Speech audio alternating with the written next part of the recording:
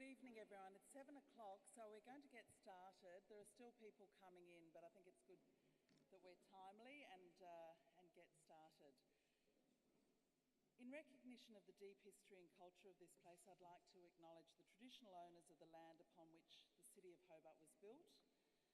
I acknowledge the determination and resilience of the Palawa people of Tasmania who have survived invasion and dispossession and continue to maintain their identity, culture and rights. I recognise the value of continuing Aboriginal knowledge and cultural practice and pay my respects to elders past and present. I'd firstly like to thank all of you for coming along tonight. For those of you who don't know me, my name's Anna Reynolds and I'm the Lord Mayor of Hobart. This is the meeting that you petitioned for, and this is your chance to express your views. The Council received a petition in February which stated, "We, the undersigned electors of the City of Hobart, request that the Hobart City Council shall forthwith suspend all support in relation to the relocation proposal until completion of a comprehensive review of the proposal in a form that enables community comment. Pursuant to Section 59 of the Local Government Act, the Hobart City Council shall hold a public meeting regarding the relocation proposal." As the petition had in excess of 1,000 signatures, it triggered this public meeting. It is really important that community members interested in this issue have an opportunity to participate in a meeting such as this. We know that UTAS's plans have generated significant community concern and debate in recent months. This public meeting, like the ones held in 2019 on Hobart height limits and the cable car proposal, are part of our democratic and civic life here in Hobart. Discussion and debate about development and change here tonight and in other forums can provide guidance on the shape and character of our city. It's important to recognise that Council's role in conducting this meeting tonight is to facilitate the meeting requested by the public and to listen. Council does not play a formal role in speaking at the meeting, and so I'll be shortly handing over to Alex Johnson, who will be chairing the meeting tonight.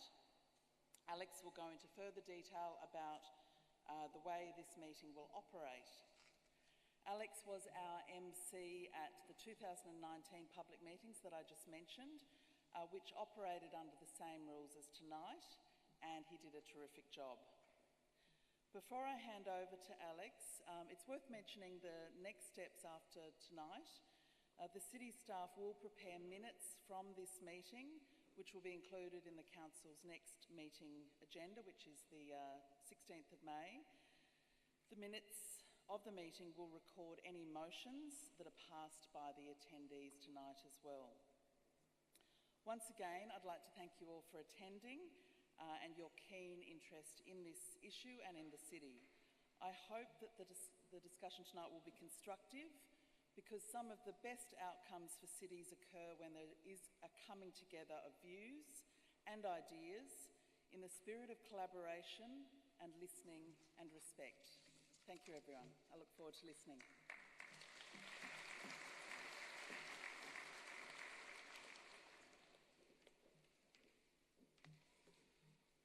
Well, good evening, everyone. Thank you to the Lord Mayor, and what a tremendous turnout. What a healthy room.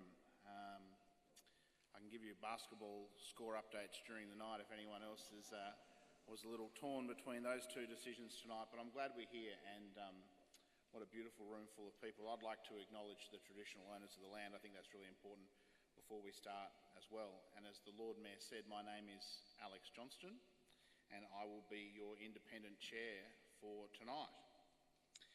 I'll give you the specific focus of tonight's meeting in a moment, but this meeting came about because on the 28th of February, Professor Pam Sharp from the group Save UTAS Campus Incorporated sent a petition to the Hobart City Council. It contained more than 1,000 signatures from Hobart electors, and under Section 59 of the Local Government Act, the Council is then bound to call a public meeting in response to the concerns of that petition and, importantly, to hear them.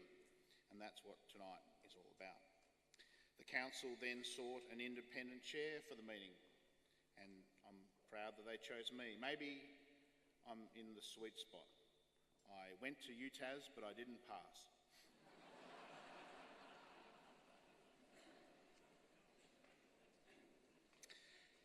As you came into the room tonight, you would have collected a little bundle of material. I've got the same little bundle here. If you didn't get one, there would be spares in the foyer. But just be careful when you're moving around. I noticed when the Lord Mayor was speaking, it's a pretty noisy room when you're moving around. If you can't hear me at any time, though I think that's unlikely, but if you can't hear me, let me know. And we want to hear you when you're on the microphone as well. So I might interrupt to sort of give you a little tip on closer to the mouth or something like that, because we want to hear every word that's spoken tonight. I think that's really, really important. So yes, if you didn't get the little bundle though, please sneak over there and get that. And you've been welcomed by the Lord Mayor, which is terrific. I'll also ask that the meeting, I'll just go back through to what was in the bundle: an agenda, the rules for the conduct of the meeting, and a summary of written submissions, which we're getting to now. So I'll ask the meeting formally note the 109 submissions. I won't read them all out, as you can probably imagine why. But we will like to note that they were received, and then we'll open the meeting to the floor to people who'd like to speak. So I'll get to that in just a second. Tonight's meeting is being live streamed on the City of Hobart YouTube channel, so I'll be able to check the ratings next to the Jack Jumpers tomorrow. Hopefully we'll come out on top.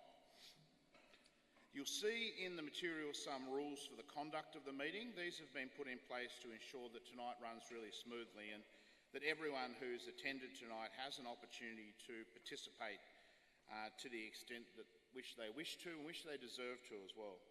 Part of my role as the chair is to enforce those rules, though I'll do it fairly. I'll be a Tony Barber, I'll be a gentleman about it. Enforce those rules, particularly in relation to time limits, because we do want to hear from as many people as possible. There's a 3-minute time limit when you're speaking, and you'll hear a little bell. It'll come from that side of the room. The staff from the council have a bell, and the bell means it's time to wind up. But I'm not going to jump in over the top and cut someone off mid-thought or mid-sentence, but as a courtesy, if you hear the bell, you're getting close to the end, getting close to the end of your 3 minutes. Once we open the meeting for people to speak, if you can make your way to the 2 microphones. So there are 2 microphones, one there and one there. And if you can politely make your way to those if you'd like to speak, and form an orderly queue, and we'll make sure that that runs smoothly. And then after people have spoken, council staff have got some wipes to wipe down the microphone. And I think it's really important that we are COVID conscious tonight. Everyone is in a different part of their COVID-19 travel. Some people have had it, some people haven't. Some people have family members at home they're desperate to protect. So I think as we move around tonight, if we're really conscious of COVID-19 courtesies, I think that'd be really nice. Now, when I move away, I lose where I am. And now, you'll note one of the rules refers to the moving of motions. So that'll happen at the end of the night. There are written motions that are in our little pack, and we'll move through those, and that'll give us a chance to vote formally on the motions. But a lot of the content, obviously, in the motions will be covered throughout the debate during the night. So the motions are a little formality at the end of the night, and we'll put those to a vote. They'll need to be moved and seconded, and we'll deal with those at the end of the night. Timing-wise, give or take, around an hour or a little bit more for the general debate, leaving us about half an hour to move through the motions. And then hopefully things conclude around 9 o'clock. The last thing to touch on is a reminder of the specific subject of the meeting tonight. And I'll read it out as it stands. We, the undersigned electors of the City of Hobart, request that 1. Hobart City Council shall forthwith suspend all support in relation to the relocation proposal until completion of a comprehensive review of the relocation proposal in a form that enables community comment. 2, pursuant to Section 59 of the Local Government Act, the Hobart City Council shall hold a public meeting regarding the relocation proposal. Here we are, with democracy in action. But as a result of that, because of the wording, because it is the relocation proposal, I would really ask that we stick to that. Obviously, as you've seen already, I'm prone to going off on a small tangent myself, so I won't jump down anyone's throat if they're making a comment that evokes something else. But if we can stick to the crux of the matter, which is the relocation, that'll be terrific. So let's note those submissions. Hopefully this is a mere formality. Do I have someone that would be prepared to note the 109 submissions? Thank you very much. And a seconder? Thank you very much. We've got that. The Lord Mayor, Paul. Met her before, you probably have. Very good. And all those in favour of accepting those submissions? Anyone against? No, the ayes have it. Well, that's a good start, Paul. Going to plan so far. So now I'd like to open the meeting up for anyone who would like to speak, and my job will just be to make sure that we hear from as many voices in the room as possible. There's no rule on not being allowed to speak twice, but I think we all want to hear from a diverse range of people throughout the night. So hopefully I have very little to do for the next hour or so, but I'm here if you need me. I'll hand it over to the floor. If you can say your name for the minutes, that would be great.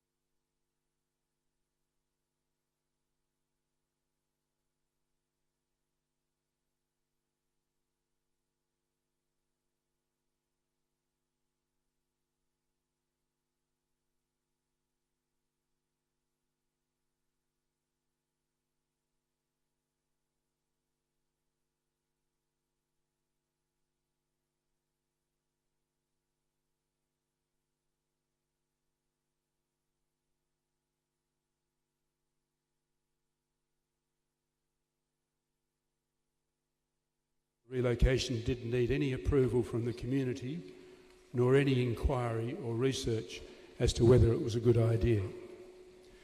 At the Council, the leading supporter of relocation has been the Lord Mayor, Anna Reynolds. Other enthusiastic supporters are Councillors Helen Burnett and Bill Harvey. Even now, none of these three has called for a comprehensive inquiry. They say that scrutiny by planning tribunals is enough, even though they know that those tribunals are prevented by law from looking at the big picture or considering the harm to the university or to Hobart at large. Recently, Lord Mayor Reynolds claimed that an inquiry wasn't desirable because it would be, quote, an overflow of activity. Instead, their expectation is that the community will engage their own lawyers and turn up at the various tribunal hearings to battle it out with the university's taxpayer-funded lawyers. The vacuum left by the Council has been filled by Save UTAS Campus, which has forced the Council to hold this meeting tonight. Among its many initiatives, Save UTAS Campus has recently put some specific requests to the university, including these. 1, that the university commit to transparency in its decision-making processes and its plans. There's been no response from the university. Secondly, that UTAS reassure staff that they can speak freely against relocation. No response from the university. Thirdly, that staff be given access to and input into the relocation plans. No response from the university. And finally, that the university pause the relocation until the recently foreshadowed Legislative Council inquiry into the university has been completed and until the Hobart City Council has obtained the reports which, on the 15th of March this year, it belatedly ordered into the impact of relocation on traffic and on parking and on CBD trading and on public amenity. There's been no response from the university to the request that it pause while it awaits the outcome of that parliamentary inquiry and those reports. UTAS has spent tens of thousands of precious funds on full-page ads full of misleading information about how relocation will bring improved shopping opportunities and university accessibility. Recently, it shifted to arguing that relocation was justified because it would improve UTAS finances. We will never know the truth of that claim because the university refuses transparency. But if money is the main aim, then the University of Melbourne has shown the way. Last month, Melbourne Uni completed a 14-year philanthropy drive, getting 30,000 donors to create a $1 billion fund. It turns out that there are smarter ways to fund yourself than simply selling your best and most attractive draw card.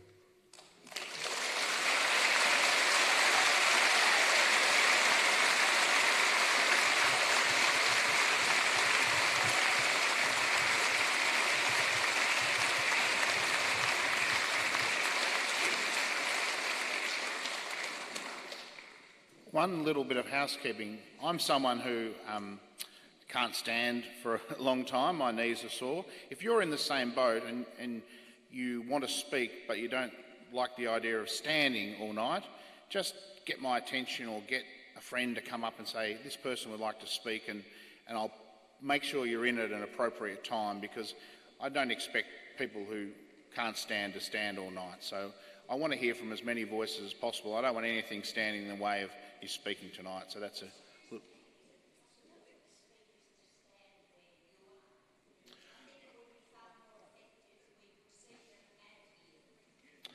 I don't think that's possible. I would like to make that call on the fly, but the council has put a lot of time into thinking. I'm sure there's a good reason why the mics are out there. I understand what you're thinking. During the next speaker, I'll have a quiet...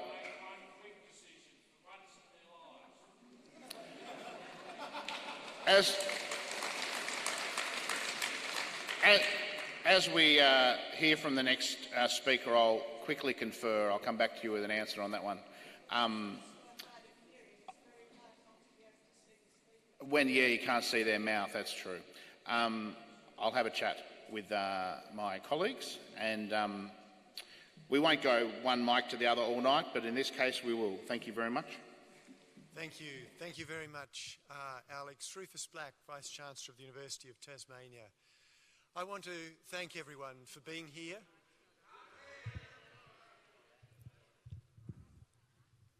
Is that a little better? All right.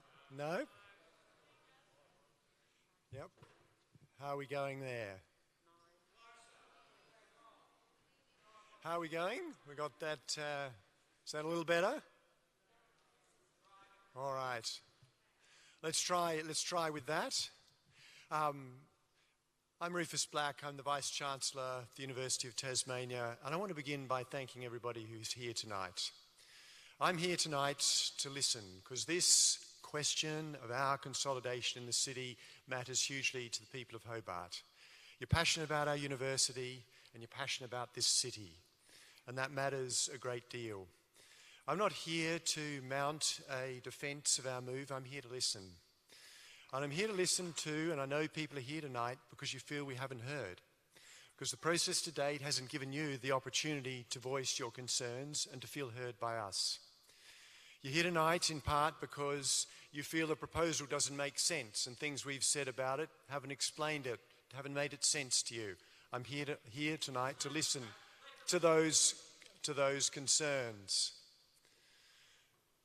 And they matter a lot to us, and that's why me, my senior colleagues, our Chancellor, our Deputy Chancellor are here to ensure we hear the public voice in an open meeting. We are deeply committed to free speech, to academic freedom, to ensure that we hear those voices loud and clear.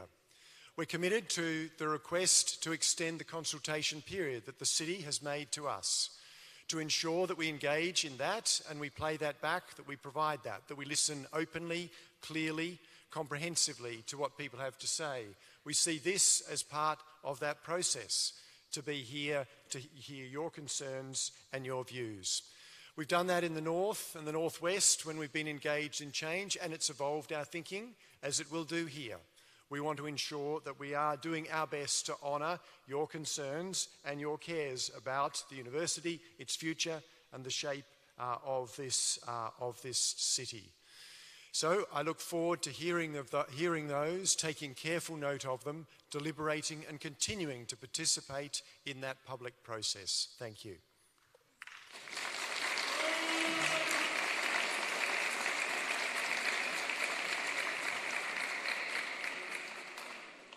Democracy rules. You're invited to stand where I am to speak from now on.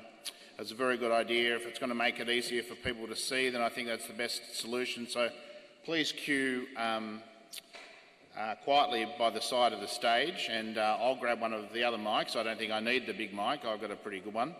And I think it will be better. Do we agree that that is a good option? Good. If you're not one for getting on stage, or if for any reason getting on stage is tricky, we've still got this mic, so I'll be able to rove around with that one. And obviously, even though the stage may feel terrific, the 3-minute time limit still exists.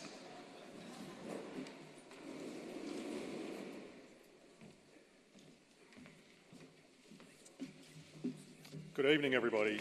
My name's Ben Loberger. I'm a member of Save UTAS Campus, and I'll just get along with my submission here.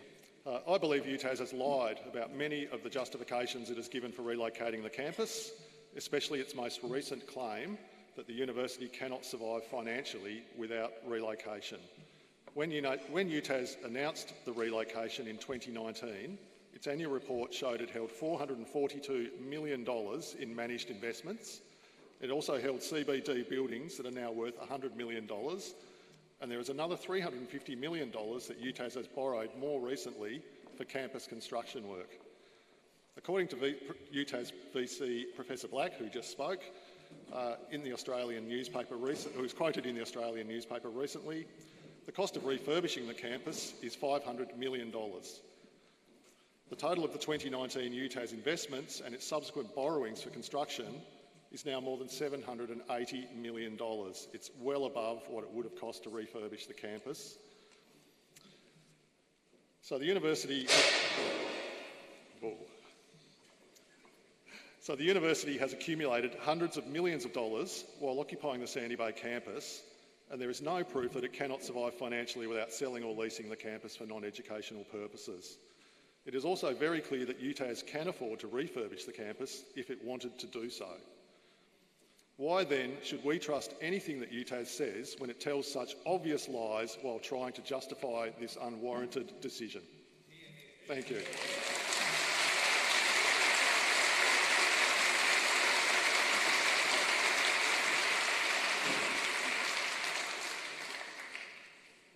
Thank you.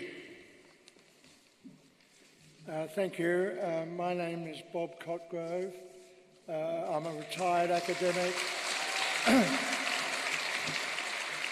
I've had over 40 years' experience at University of Tasmania, both as a student and as a staff member. I'm an urban geographer and a transport economist. The proposed relocation of UTAS to the city centre is based on the naive wish that somehow it will reduce motor vehicle use by giving students, staff and visitors the opportunity to walk, bicycle, scoot or use time and space limited public transport. The proposed redevelopment of the Sandy Bay campus employs the same naive assumptions. In reality, the majority of people will continue to use cars just as businesses will continue to use trucks. UTAS proposes building an extra 2,700 houses on the Sandy Bay campus, generating at least 4,000 extra cars, which will exacerbate the already congested streets of Sandy Bay Road Churchill Avenue, Regent Street, Nelson Road, Proctors Road and the Southern Outlet. It will lead to chaotic on-street parking problems. The proposed relocation of UTAS to the city centre will result in increased traffic and parking problems within a central street system that is already heavily overloaded. Motor vehicle use is intrinsic to modern post-industrial societies. All freight movements involve trucks, with trucks accounting for about a fifth of all motor vehicle registration. The car has transformed personal travel behaviour. Because of the car, families no longer need to live close to where they work. They can live in places better suited to their lifestyles and budgets. Women now have workforce participation rates equal to men. Most women rely on a personal motor car to accomplish their daily tasks, and many have high-paid professional jobs, giving them financial security, social status and personal dignity. Elderly people rely on cars to maintain physical mobility and social contacts, helping stave off age-related conditions such as isolation, depression and dementia. Despite this, UTAS, with the backing of the Hobart City Council, is deliberately seeking to reduce vehicle use and the provision of associated parking spaces. It is an ideological fantasy that evidence shows clearly will not work. There is no other university in the world that is proposing to abandon a government-granted spacious greenfield site in order to relocate to a motley collection of buildings in the centre of the city. Thank you very much.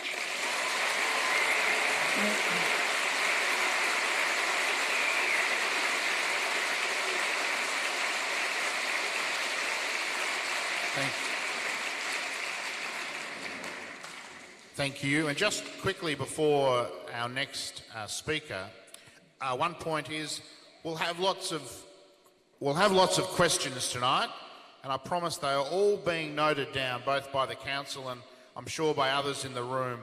And hopefully some of our questions get answered tonight. But I promise you that if you ask a question during your contribution, it is being noted formally in the minutes and it's not being ignored. I make that promise to you.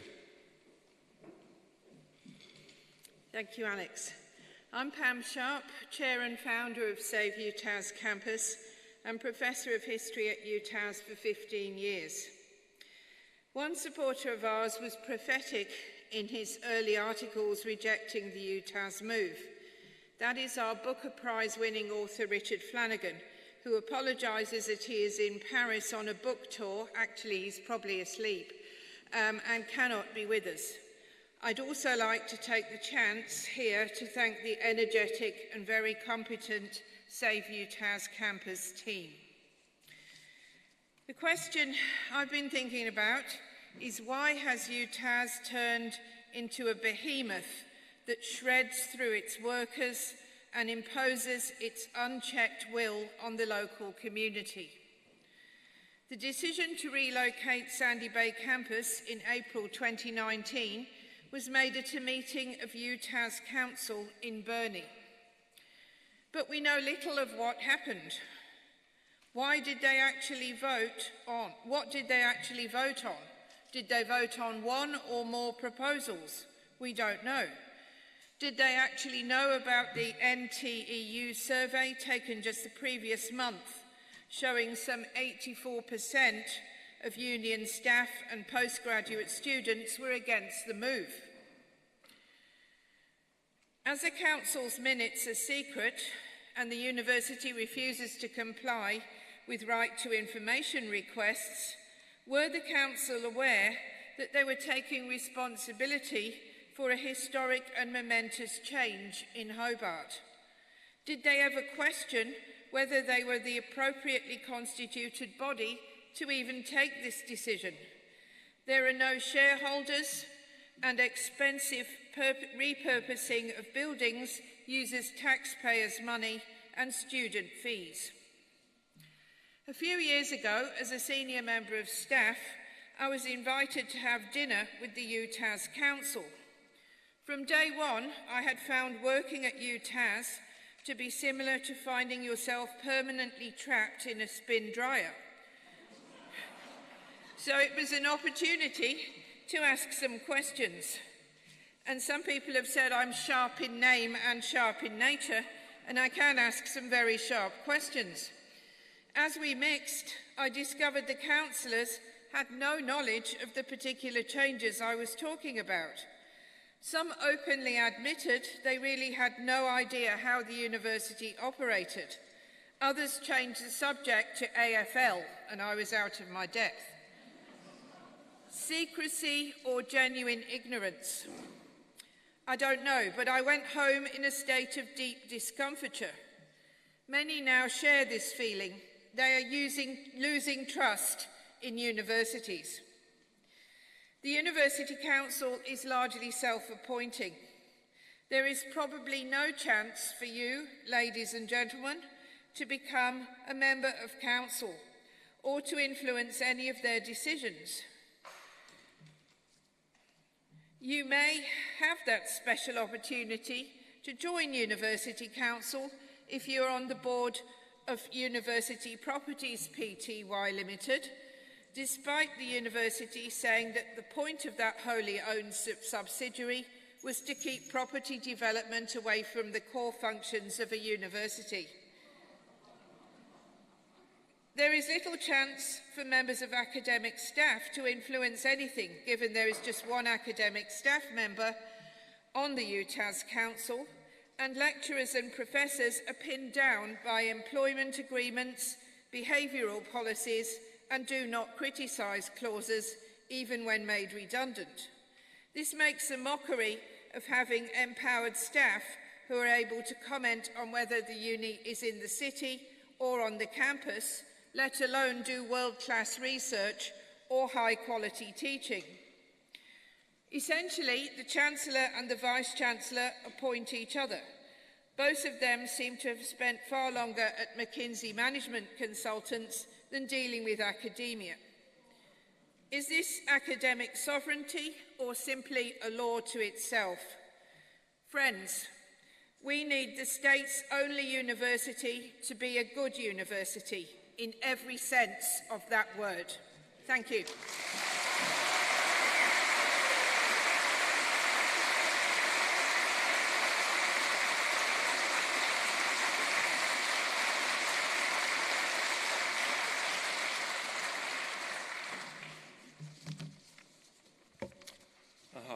My name is Visevskas. I'm an architect with over 40 years' experience with projects for a number of universities, master planning.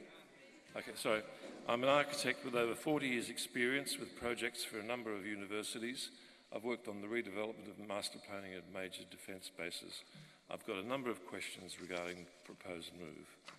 First one is, how can the Hobart Council be responsible for the independent assessment of the Sandy Bay rezoning and UTAS move when it has already committed in its Hobart planning schemes to support the move?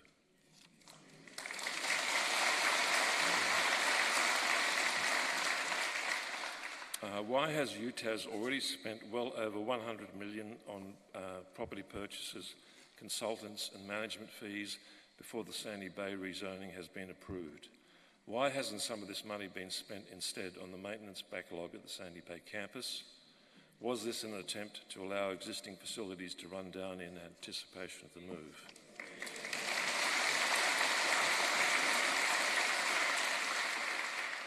UTAS claims that its Sandy Bay buildings are not fit for purpose, but its own assessment revealed that over 60% of these buildings are actually in good condition and functionally appropriate. Why has UTAS not publicly released this information? UTAS has also recently revealed that it utilises only 17% of its Sandy Bay learning and teaching facilities. So why is it currently leasing additional teaching space in the CBD, and why does it actually need new facilities?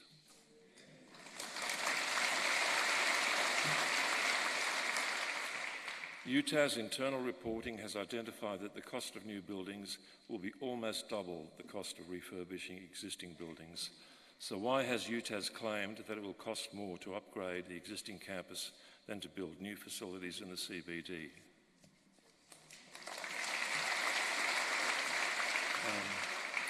Has UTAS carried out an economic study and thorough business analysis with detailed cost comparisons in its assessment of whether to build new or refurbish existing? If it has, why hasn't this analysis been publicly released? If it hasn't, the whole management of the proposed relocation needs to be questioned.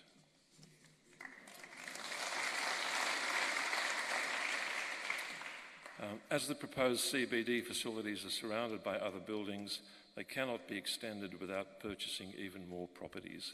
So how does UTAS plan to accommodate future expansion and achieve its desired aim of increasing student numbers? And a final point just with regards to parking, which seems to be a major issue. 2 days ago, UTAS publicly announced that it could potentially provide 1,200 new underground car parks. This would add at least $50 to $60 million to the cost of the CBD move. However, council planning regulations do not require these, so UTAS would be under no legal obligation to provide them. So can UTAS commit to providing these spaces even if not required by council? Or is it just trying to temporarily allay community concerns with no commitment to actually providing this parking? Thanks.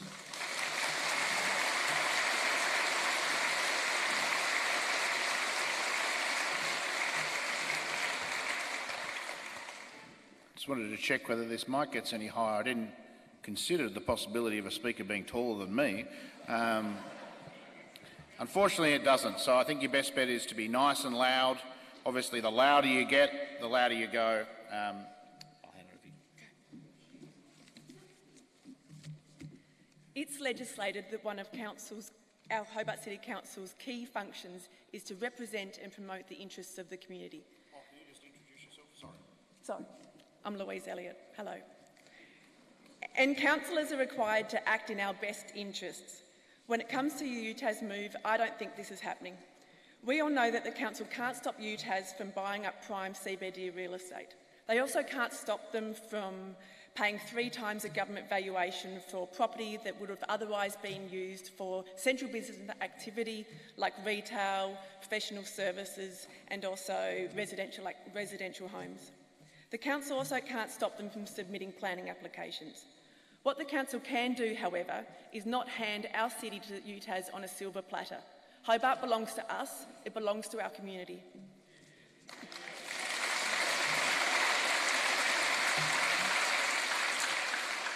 UTAS has been romancing the council for years about their move, including international trips on the ratepayer tab.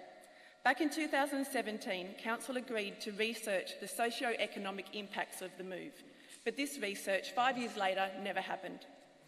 Despite having no evidence that supporting the move is in our best interests, the council has multiple times provided their blanket support for UTAS's relocation. Only a few months ago, the council stated they will support and facilitate the UTAS relocation. This is a massive statement to make, and this statement is made repeatedly with no evidence that it's in our best interests. How can councillors vote against an application or even question a concept if blanket support has already been given? Consider for a moment the outcry there would be if the statement read that the council will support and facilitate Mount Wellington cable car, or the council will support IKEA's takeover of the domain, or fragrance groups' reimagining of the waterfront. Let's remember that UTAS has no special privilege. In this setting, it is just another property developer. We have major transparency issues too. For years, the Lord Mayor has been meeting regularly with UTAS, but no information about what has been discussed and agreed is publicly available. The council knows this is a sensitive topic and is intentionally hiding it from the community. Matters which should be dealt in the open are being hidden away in closed council meetings. For example, the council's submission about UTAS's plans for Sandy Bay, a public submission process, was dealt with behind closed doors. As I said earlier, the council can't control what UTAS wants to do, and they need to assess applications based on the planning scheme. That said, our council should not have provided blanket and unconditional support to a property developer to support and facilitate their wishes. with zero evidence that it's in our best interests.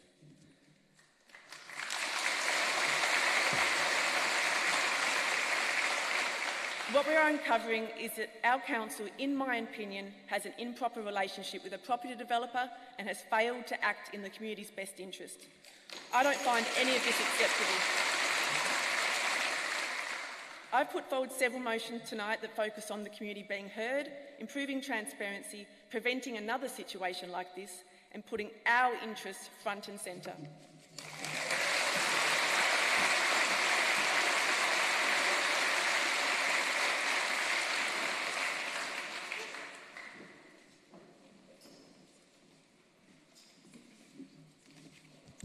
Hello, I'm Judy Tierney.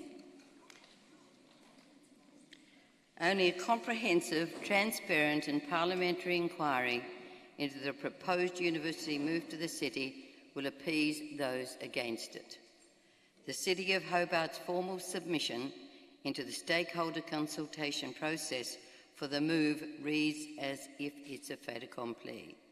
The city deal handshake between the university and the Hobart City Council is disturbing. Where's the UTAS evidence that it will be more costly to refurbish and redesign the current campus? Why hasn't the university implemented an ongoing maintenance and capital work schedule? What is the university's financial profile? Where's the money coming from for the city proposal? How much will be taxpayer and ratepayer funded? Will council be paid full rates for any new UTAS structures once contributing to council coffers? Or will its charity status see it clear of this community responsibility? Has the Hobart City Council had open discussion and regular meetings with University Council? And if so, to what effect? If not, why not? Where were university representatives when the so-called reimagined Sandy Bay campus community forums were held? They were run by a public relations company, not a university representative in sight. It was an insult.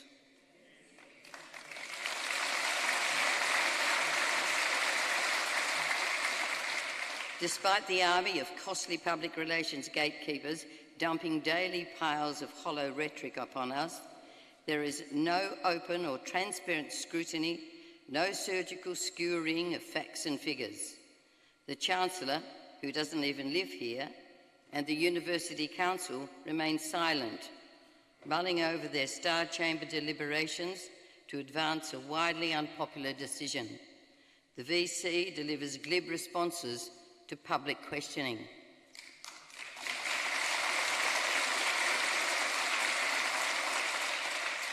Handing a public relations company the sales job hints of moral panic.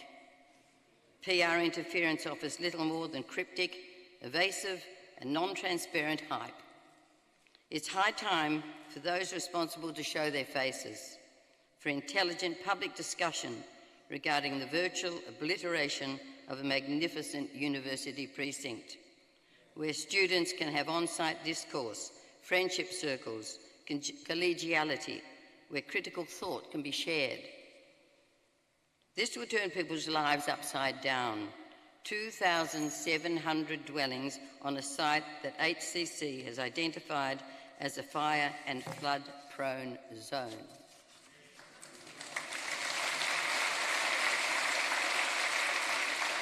Hobart City Council must take all of this into account. It must have strong public backing for its decisions, a social licence to agree to such fundamental change that has no zip promise of being a successful model. You do not yet have that social licence, as so little is known. This proposed plan is an unfathomable absurdity. The site is currently a particular purpose zone as a campus for education. It should maintain that status. UTAS Properties Proprietary Limited has applied to alter it.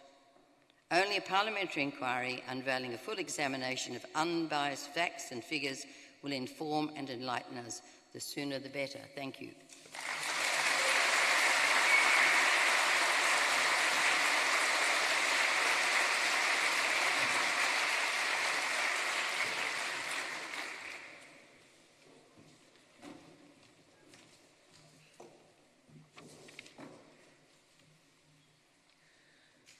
I'm Louise Bloomfield. I am the chair of the Confederation of Greater Hobart Business. That represents quite a number of small businesses, not large businesses, but greater businesses. Sorry? Yep. Hear me better now? Yep, great. Right, Louise Bloomfield. There are lots of Louises now, aren't there? First thing I want to say is I want to remind Professor Black, it is one thing to hear. It is entirely another thing to heed.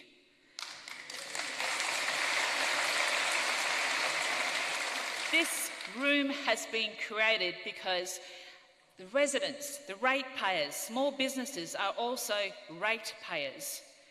We pay these rates. We expect to have an ability to influence what happens to us in our homes and our businesses. So we need to know that when you hear us, you make sure we have true and real influence on what happens to us.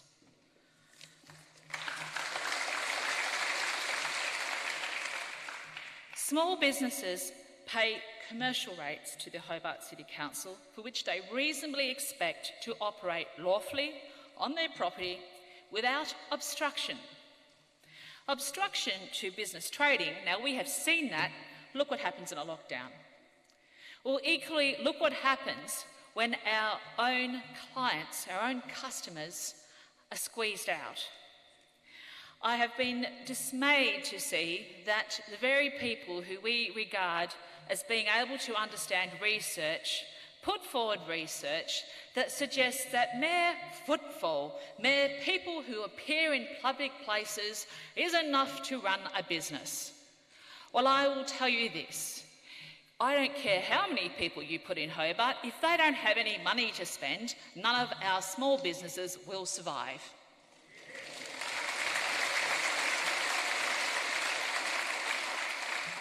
It has been absolutely heartbreaking to read recent articles where not just pensioners but also students have been paying so much in rent that they have barely enough for food. So how are they going to contribute exactly? It is going to be very tough on them. It's cruel. 70% or more of current shoppers in the CBD come by car. Now, according, once again, to UTAS's own figures, we sat down and read the 950-page plus development application for the forestry building, okay, and we discovered an absolute minimum removal of parking was 450 car parks. That's the equivalent of Hobart Central, except that when they decided they were going to replace it with 1,600, they're effectively telling us that, oh, we might be moving the equivalent of Argyle and Central, you know. How will you go with that? How will Christmas be? How are you going to engage with Hobart with that few parks? It's not going to happen. The worst part is that there was only a note made upon that approval of that DA, a note, not a promise, a note, that just maybe they'll put in 2 lower levels on 2 different places in the middle of town where, I don't know, we have dolerite now. Anyone who knows what dolerite is, it's stronger than steel. It's extremely expensive to bore into. I don't think that's a real promise, do you? I certainly don't. So I feel that we have very much a bad faith engagement, a very much bad faith display for small business and residents. We deserve better and we deserve to be heard and heeded. Thank you.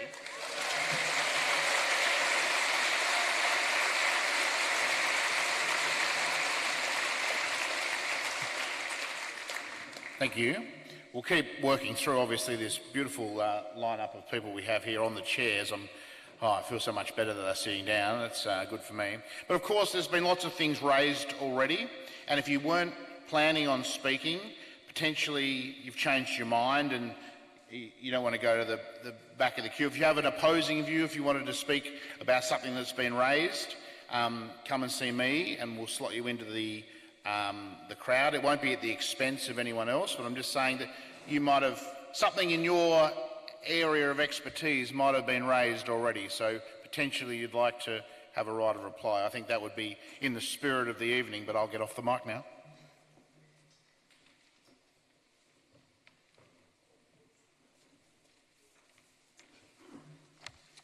My name is Robin Nanden.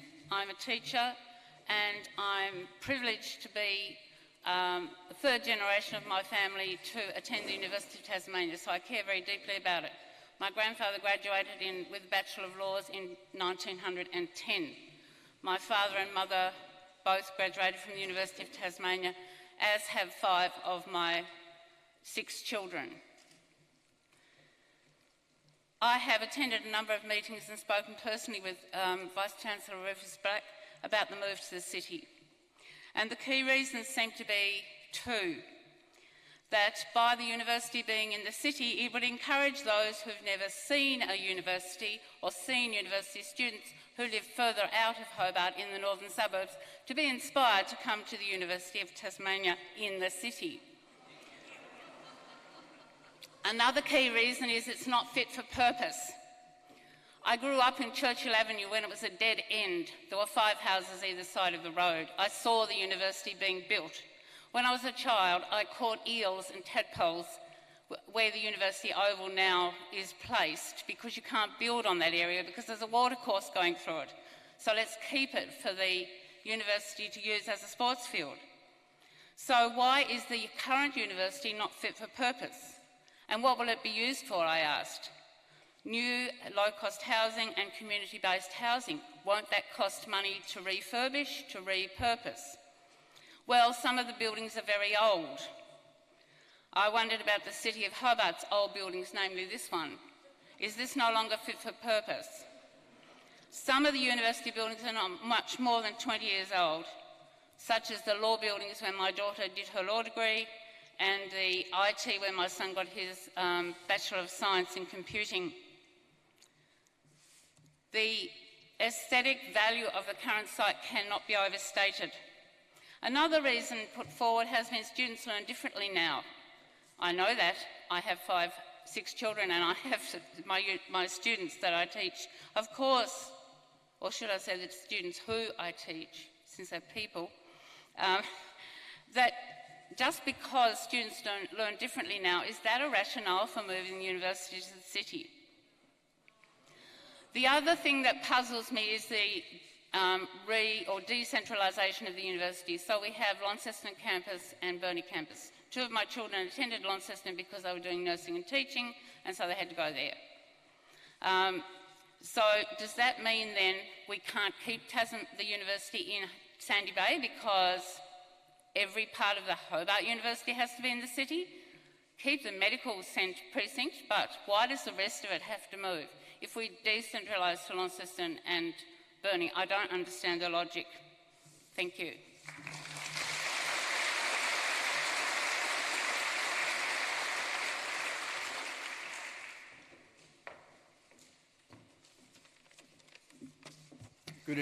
Good evening, everyone. Thanks for the opportunity to speak. My name is Joe Bugden. The people of Hobart have been invited to reimagine Sandy Bay. This invitation has not been extended by any level of government, nor by any planning authority acting with legitimacy on behalf of government.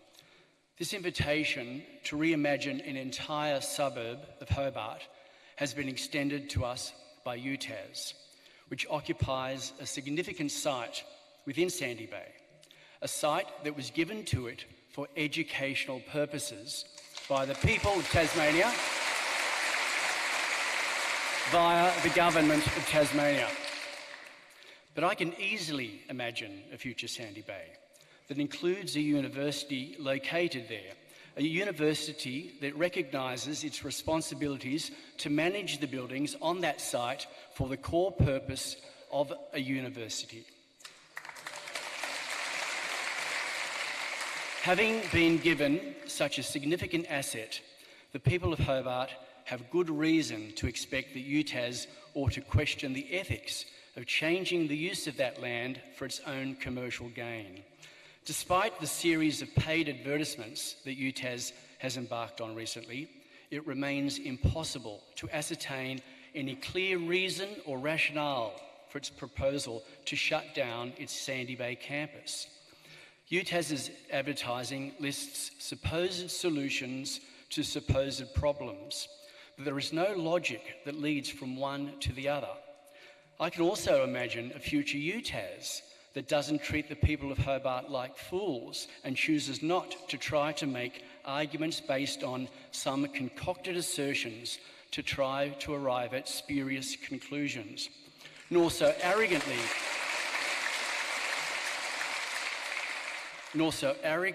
presumes that it has the prerogative to be able to alter on such a profound scale a suburb of Hobart. UTAS's cry of the dreaded double bus, that potential students will not study at the current UTAS site if they have to catch 2 buses, is so weak it's immediately dismissed. Students all around Australia have for generations found and will continue to find a way to travel from where they live to where they study, just as millions of people around the country find a way to travel from where they live to where they work. Further,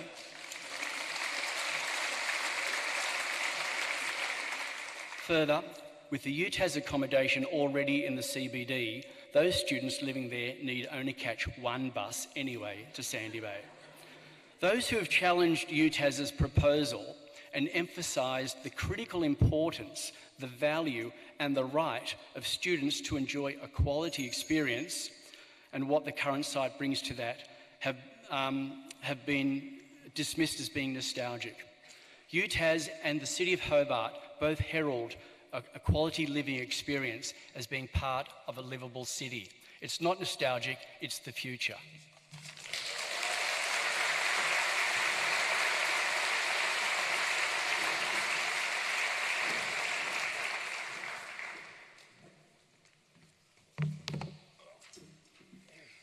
Good evening. Well, now, just get nice and close in there with the mic. Oh yeah, can we lift it up? No. As a person who has been a trader in the sea... Oh, I'm Dennis McLaughlin, retail... I was about to say that. Oh, sorry. Can we start the 3 minutes again? I'll give you an extra 15 seconds. I'm Dennis McLaughlin and I'm a person who's been a trader in the CBD for over 50 years. That's about a quarter of the whole time it has existed. I have a good understanding of how shops and businesses in the city work and how our customers want to access us. With up to 80% of our customers coming to our businesses in cars, user-friendly car parking and easy access is the most critical thing for business survival in the CBD. And should be the HCC's #1 priority. With the unholy alliance of UTAS and the HCC, we find the HCC has abandoned its support of shops and businesses in the CBD and is actively working against our interests, even though these businesses pay massive rates each year. The CBD is already busy and short on customer parking, with very few shop vacancies. The move into the city by UTAS, which will soon bring thousands of students and staff into the CBD daily to study and not to shop, will lead to chaos and the demise of many businesses and shops in the CBD as our customers are displaced.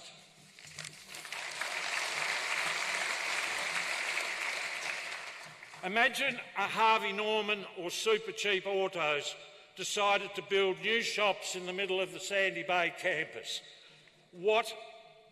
There would just be justified outrage. Mixing retail and education is just not logical, and it is a classic case of mixing oil and water. It just makes no sense. How could the HCC allow the big black student accommodation tower at 44 Melville Street, which houses 450 people, to be built without providing one car park. Not one. And then they passed the refurbishment of the forestry building and reduced the 100 car parks down to 5 with one disabled park. Further evidence of this traitorous behaviour by the HCC towards the businesses in the CBD in favour of UTAS lies in this disgraceful document. This is the Central Hobart Precinct Plan. It is purportedly the work of the HCC and the state government, but we believe it has UTAS fingerprints all over it, and strongly believe it is a smokescreen for UTAS to destroy the city by closing Melville Street. I'll miss that bit out because I heard the bell. Okay. This document claims to map out the HCC's vision for the 64 blocks of the CBD over the next 30 years, and yet does not mention one thing anywhere in it about the existing shops and businesses or their needs. Nothing in its 104 pages of psychobabbles and buzzwords. Saving the UTAS campus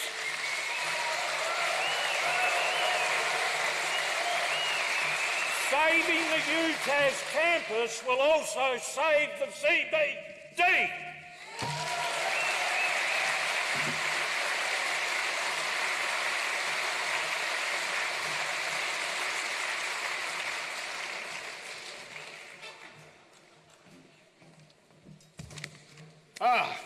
Colleagues in arms, when I think about the proposed move by the university.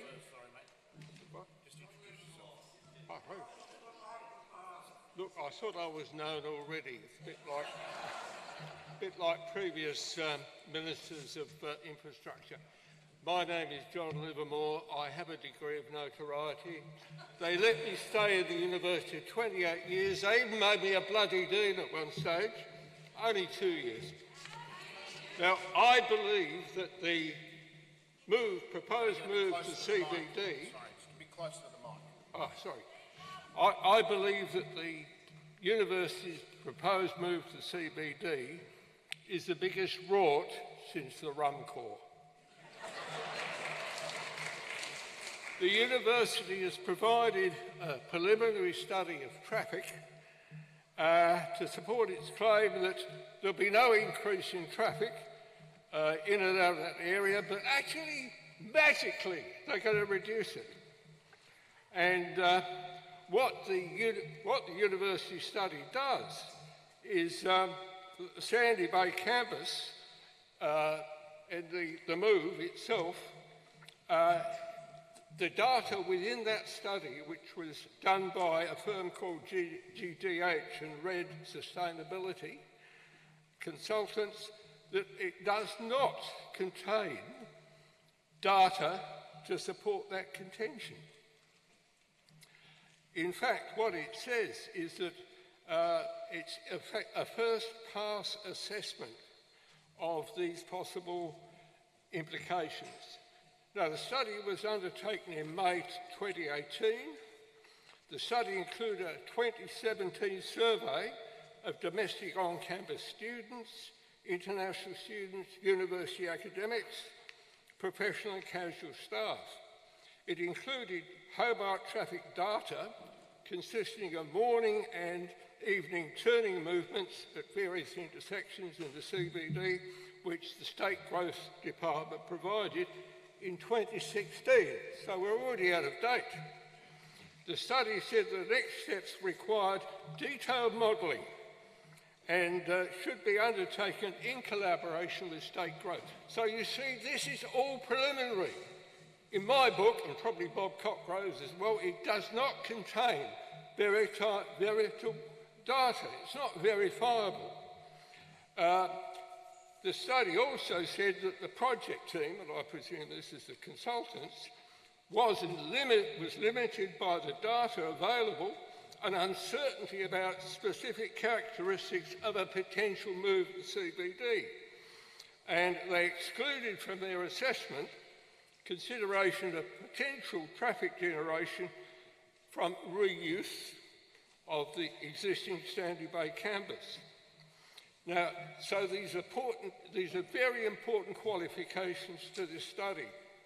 It rules out about the capacity of the road network. It bases its assessment and assumptions on the early online surveys of staff and students. So it doesn't rely on any traffic data at all, except one that's already out of date. Now, it says that the online survey of 2017 is not totally representative of the UTAS population, despite they had 2,700 participants in the study. And they also indicated, the study, that if they were unable to anticipate specific changes to the transport network, roads or public transport in the future, which would either have negative or positive effects on traffic. Now, this is an incredible study for consultants of any calibre to actually produce. So, in terms of the actual analysis of the whole thing, I'll have to ask you to come to a conclusion soon, sir, please. So, in conclusion, and if anyone wants to see this, and I'm very grateful to Andrew Wilkie for, at the last minute, being able to get this out. So given the tentative nature of the data accepted by the study, and because it's based on online surveys, it doesn't hold up. It's got no modelling, what would be acceptable as an estimation of traffic numbers, flows into CBD, and indeed the whole thing, the proposed move. There is no solid traffic data here.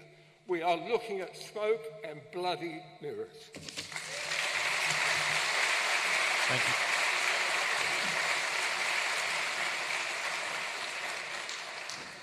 Thank you. We've still got half an hour before we need to move on to motion, so we're going really well. But if you can keep to that 3 minutes, you'll win extra points. Thank you. Margaret Taylor, mother of 3 UTAS graduates, grandmother of 3 who hope to follow them. The move to the city discussions actually began round about the time John Howard left government. In 2016, Alderman Briscoe and others travelled to Europe to explore how strong partnerships between universities and cities can create social, cultural and economic benefits and act as catalysts for regional rejuvenation and growth. Thus, his 10 recommendations for a city university were approved by Council. UTAS continued to purchase land in the city, intending to move university studies there. Then the Hobart City deal in 2019, signed by Liberal federal and state governments, and 4 city councils gave further support to a project plan by the University of Tasmania outlining the process and time frame to build new STEM buildings that integrate into the Hobart community. And there's lots more if you want to read through the city deal. Having made these agreements with other levels of government and encouraged the university to move into the city, Council cannot really suspend all support in relation to the relocation proposal. They would certainly lose any litigation. The other thing we must remember is that under the estate planning scheme, Hobart Council must approve any development which meets the criteria of that scheme. And if you don't like them, please join me and others who are campaigning against some aspects of it. Now, why would 3 levels of government encourage a move to the city and the City of Hobart see it as an integral in their vision for Hobart as a smart, livable and investment-ready city?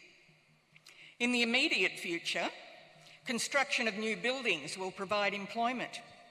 This employment should include apprenticeships in most areas of the construction industry, providing a young, skilled workforce for the state into the future. Easier transport options to the city location will improve access to higher education for Tasmanians. Purpose-built structures will give people with disabilities equitable access and encourage greater participation. Students are closer to opportunities for work-integrated learning.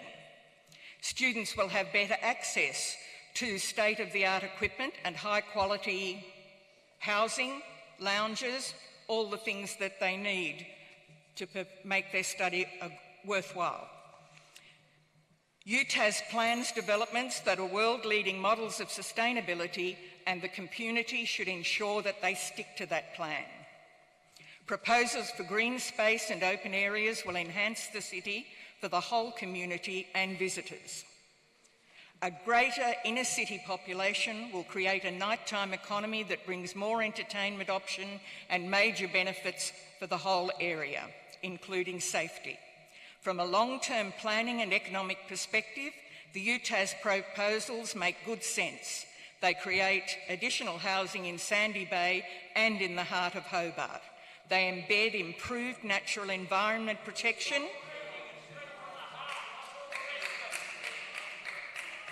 as well as research and education precincts around the city. Over the next 20 years, the construction phase and the established university can work wonders for our university. Delaying the proposals diverts time and funding from teaching, learning and research, which are vital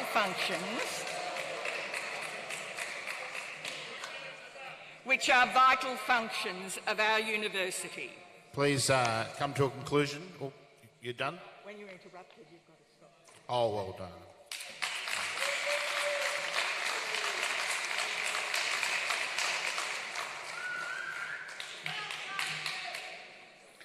I love a robust meeting as much as the next person. I would ask that no personal remarks are made. It's a big effort, no matter what side of the debate you're on, to get up here and speak to a room full of people. So it's easy at the end of a speech to show whether, you're a big fan or, you're not. But please, no personal remarks. It's a big effort to get up here. Thank you.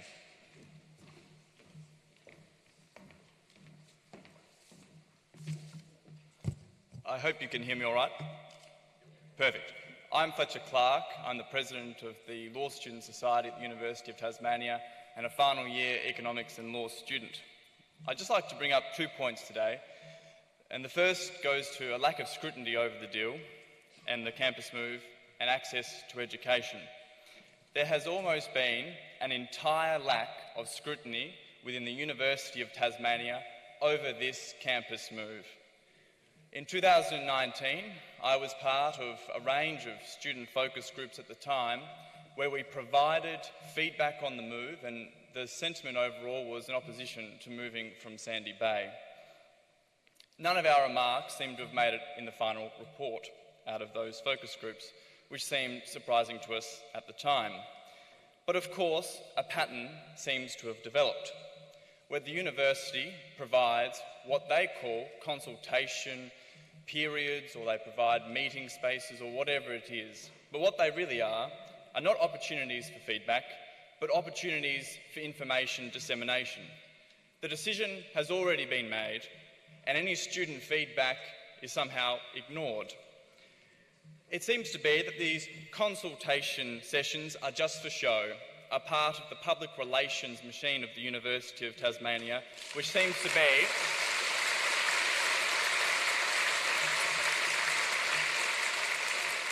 which regrettably seems to be the focus of the institution at this stage. The university approach seems to be to steamroll ahead, regardless of student concerns, and I'd say also staff concerns about the move. I can give you a clear example about the city move and the proposed spaces for law. The forestry building is planned to be the new home for the law faculty. However, the initial plans last year had no mention of a moot court. A moot court is an essential part an essential space for any modern law school. And it could not be that a student's suggestion for a moot court to be in the new forestry building could not be taken on board. We couldn't just suggest that to be the case. We had to fight tooth and nail for this space to be in the new forestry building. And if that is what we have to do for every single space as part of the new campus, then what hope do we have in having a university that works for us, the students whose education is supposed to be a priority?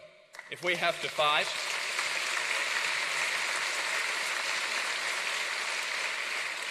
if we have to continue to fight for the spaces that we require, then how can we possibly stay at an institution that disregards and undermines our education? I would also like to make a brief mention of the university's claims that by moving 10 minutes up the road, it will promote greater access to education. My own personal experience, and I am originally from Devonport, you can make your own conclusion about that as you will, but I had to relocate down to Hobart for university. And I can tell you right now that the people who relocated with me would not care one bit if the university moved 10 minutes up the road, just as the same as if the University of Melbourne was in the CBD rather than in Parkville. It is high time for the Council, the Hobart City Council, to greatly scrutinise and provide a comprehensive review of this relocation proposal. The university has failed as part of its culture of a lack of transparency, accountability and internal review to provide this mechanism. Student voices continue to go unheard on this, and we need proper oversight now. Thank you.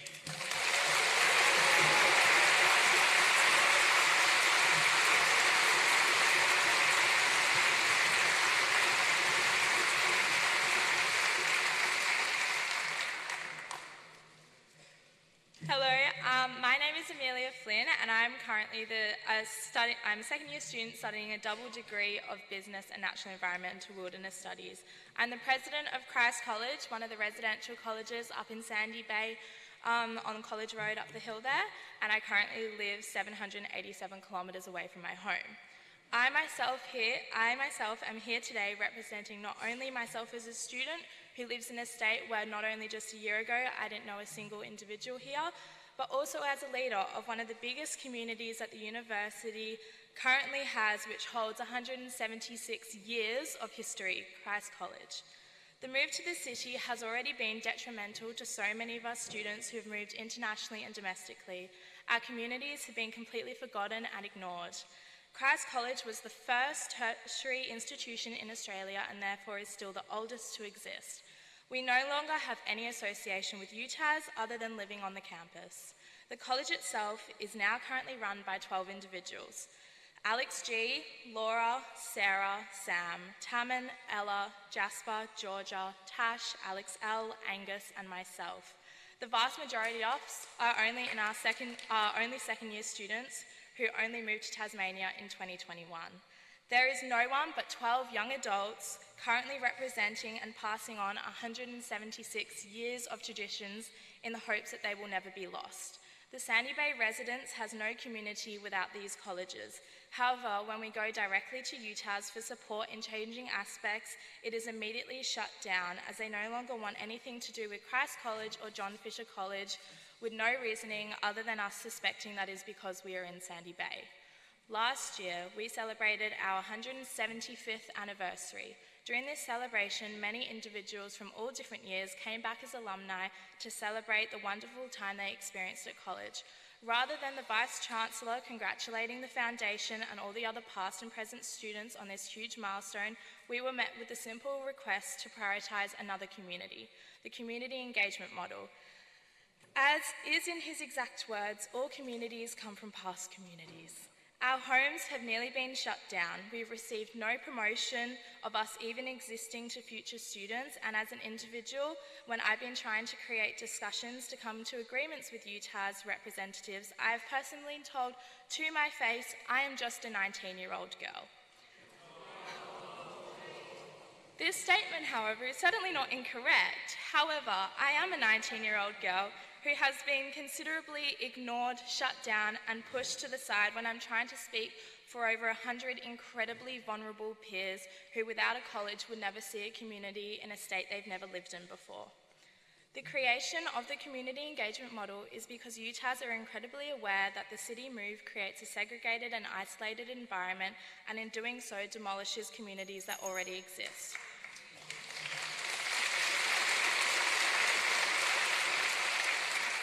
Rather than providing support to ensure 176 years of history associated with the university doesn't disappear, or consulting on how we've managed to maintain these communities each year, the university has directly cut off our oxygen.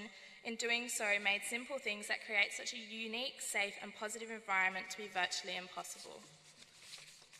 The move to the city not only poses questions as to where our communities will go, but also where 300 plus students living at Sandy Bay residence will live in the city, or live in a city already struggling to grasp the exponential growth it's seeing.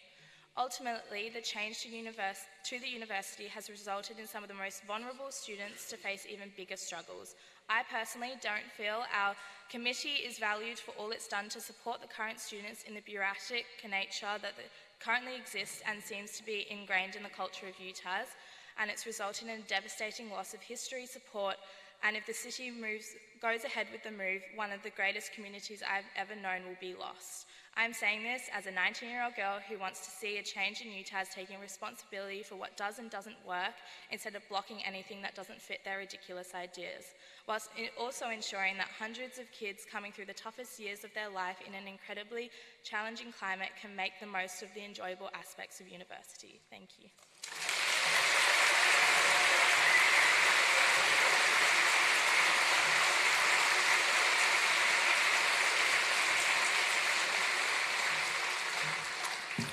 Thank you. I think we'll get through all the speakers that are sitting down, so I think that'll be it, and that'll get us to the motions. But everyone who's sitting down, they've been waiting patiently, they will get a chance to speak.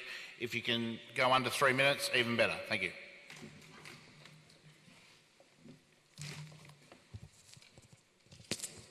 Bill Ailiff, we need a full and thorough inquiry. This decision is massive in its scale and ramifications for Hobart, Sandy Bay, Nanden, Mount Nelson and all of Tasmania. It involves billions of dollars without a business case being produced. It is a decision of an apparent educational organisation, not town planners, not major property developers, not a public planning board. The administration is not controlled by or reportable to the state or federal government or shareholders or the corporations law. The biggest decision affecting Hobart in my lifetime has been taken by a small group of educational administrators. There has been, it seems, no accountability. The academic staff have been denied input. This massive decision is a package deal. We abandon and lose forever the world-class campus so beautifully situated centrally within 3 kilometres of the GPO. We shoehorn the new campus into 9 tired, underwhelming city buildings dotted all over the city. We build a staggering 2,700 dwellings on the old campus, with no traffic, parking, density or other planning research released into the public domain. Then, after being massive builders and massive property developers, the university turns into a massive landlord for 2,700 tenants for 99 years. We lose this world-class campus, we end up with a potential major planning disaster. Intense, high-density apartment-style accommodation that appears to be 5 times as dense as the prevailing density in Sandy Bay, Nanden and Mount Nelson. Traffic and parking chaos on Sandy Bay Road, Proctors Road, Regent Street, Churchill Avenue and most of all Mount Nelson Road. Dozens of multi-storey apartment blocks up to 8 stories high and rows of condos and quattros. Parking chaos in the other smaller streets, smaller surrounding streets. Bobcottgrove, highly respected urban planner and traffic planner, is of the opinion that fantasies underlie the concept master plan. It is based on abstract fantasies and unsupported ideology. His conclusion is that this concept plan is social engineering gone mad.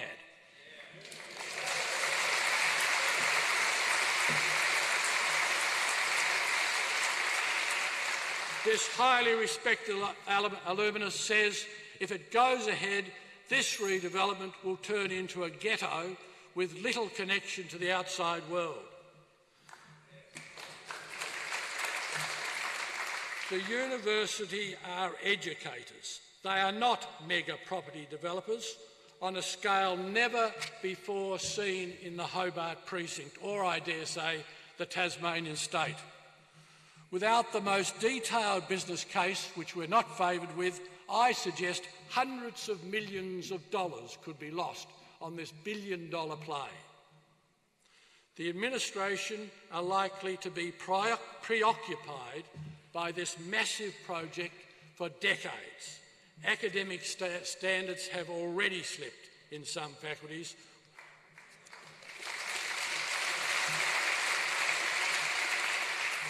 We could be left with a second-class university and a second-class city and a second-class group of southern suburbs.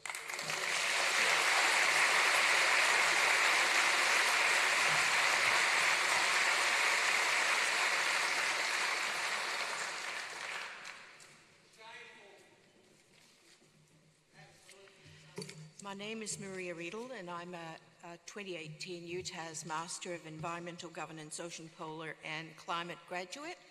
I chose UTAS because of its excellent teachers and its beautiful campus.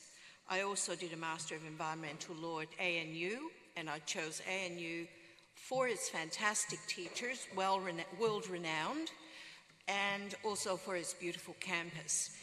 Now, what I think is that on this campus, I feel connected to nature. And the bird sounds, people talking, students mingling and sitting, strolling as I approach to enter the university precinct, whose prime motive is educational excellence. It is surely COVID should teach us not to shove people together into an already cluttered area. The separation of CBD, a concrete jungle with few trees, even though we're meant to be greening Hobart, and versus a dedicated university green campus, which is vital for health, safety, and the purpose, which is education. Surely, the purpose of UTAS is to provide people of all ages, because I'm older, people of all ages with an excellent education rather than enlivening the Hobart CBD.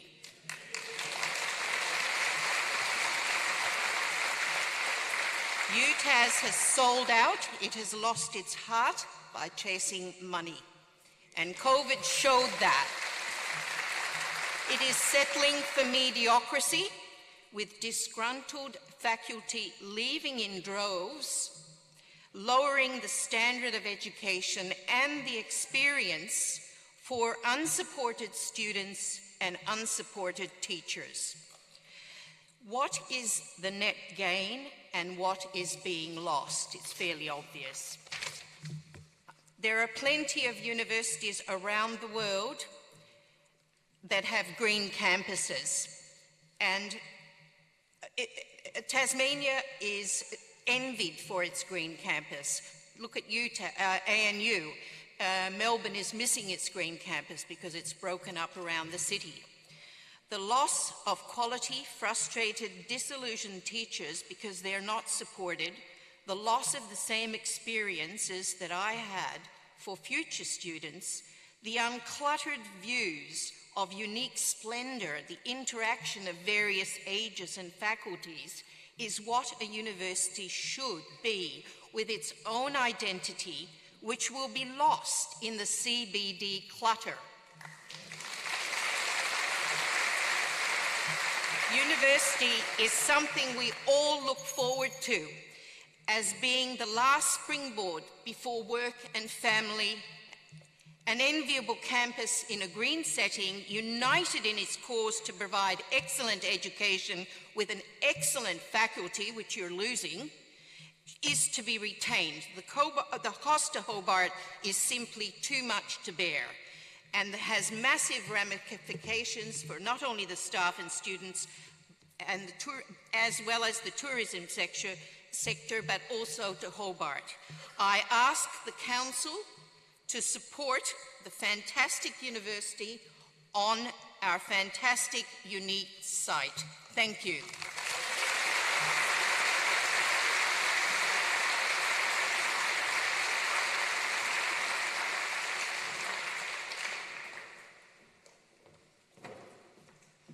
I'm going to have to really lean down for this. My name's Matt, and I commend the Save UTAS Campus movement for bringing us together despite the barriers that they faced in getting accountability on this issue. I'm speaking today because I love the university and I'm grateful for my education, and I've spent the last 5 years committed to improving the culture and the support for people within the university community. And the things that I'm saying now is, as a friend to the university and a person who wants to see the university succeed and deliver on its mission to improve the lives of Tasmanians. We're facing an interconnection of increasingly difficult cultural challenges, including responding to institutional failures such as on sexual assault and sexual harassment, on looking after students' mental health, on responding to COVID-19 impacts. To me, that means that the importance of connection, integration, working together across disciplines, and avoiding further disruption is critical for us to survive as a community. We've heard today that teachers, staff and students feel unsupported, overworked, tired and worried about the future. To me, the University of Tasmania is underestimating what it has. The Sandy Bay campus has been rated as one of the most beautiful in the world, conducive to health and recreation with a rich history. People feel connected to this place, and they feel a great feeling of grief at the idea of losing this place.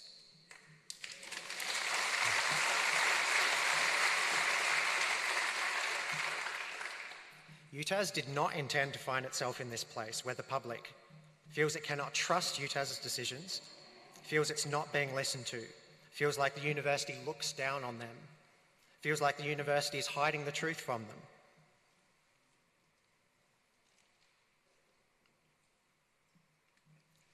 The attitude that I feel is that the university feels that we should just be grateful and quiet, that a decision has already been made.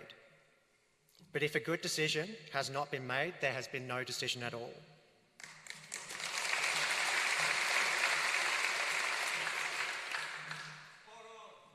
Thanks, mate.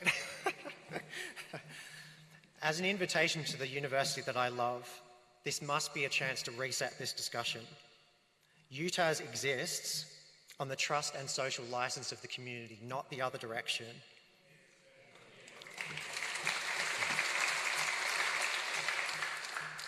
The name of this university is the University of Tasmania. To have that name, the university must be accountable to the community. To address the Vice-Chancellor's comment as I finish,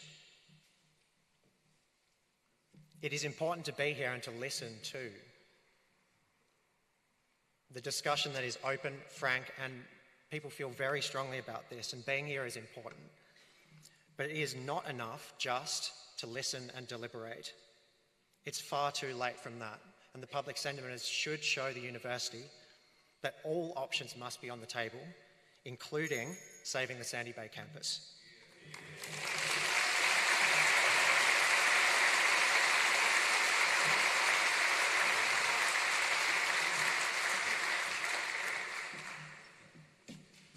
My name's Jeff Malpas. Some of you may have read some of my pieces on the university and other matters. I didn't come here to speak tonight. I intended to come, as the Vice-Chancellor suggested, to listen. But I want to put a question to the Vice-Chancellor because it was really his comments at the beginning that provoked me to speak. What does it mean to listen? Because my experience of the university over the past 5 years, to some extent my experience of Rufus, and I've said this to him directly, is that I don't believe the university knows how to listen, or to be more correct, let me say, I don't think that the university's management knows how to listen, because remember, the university is the body of staff and students. One of the things about this proposal is that it's not supported by the university or the community. It's an idea, in my view a bad idea poorly executed, that has come from university management. So it's very important that university management, particularly the Vice-Chancellor, be here to listen. But what does that mean? I believe that listening is not just a matter of standing in the vicinity of someone who speaks. It is a willingness to hear and to modify your own beliefs and actions accordingly. I have not seen that evident in the university's behaviour under at least 2 Vice-Chancellors. Not evident of university management's behaviour under at least 2 Vice-Chancellors, and very often I've been one of the people who's been able to directly speak to university Vice-Chancellors and management. So how do you show that you have listened? If I can speak directly to Rufus, it is not by hiring ex-Lord Mayors to spruik your ideas. It is not by charging 2 of your senior academics with trying to make an academic case in public for the move. It is only by genuinely engaging with the people who disagree with the move and by showing publicly that you are willing to change the course you are on, by admitting that you have got it wrong. Now, I've said this to you on occasion before, but I think it is vital. And the reason it's vital is that the course you are currently on, in which, so far as I can see, there is no genuine listening, is a course that is destructive of the university, that is, of the body of staff and students as well as of university management, and it is destructive of the community, because this university is vital to Tasmania. It's the only one we've got. Lose this one and you're dead. Okay, so there's a real question about getting this right. There's an even bigger question about how you repair the damage that has been done to the university, that is, to the relation between staff and students and management, and how on earth you can repair the enormous rift that has now opened up between the university and the community. Because that rift is one that has to be healed, and I do not know how you can heal it, but that's the challenge. Thank you.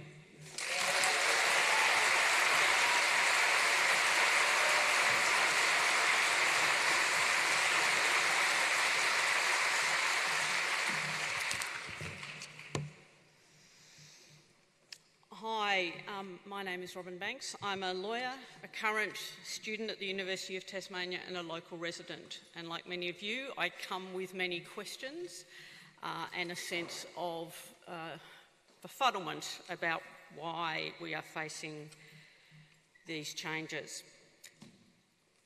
I guess I start with a concern, and that is that I understand that the university has committed to paying to Hobart City Council the equivalent of rates as part of the proposed move, rates that it doesn't pay presently for the Sandy Bay campus.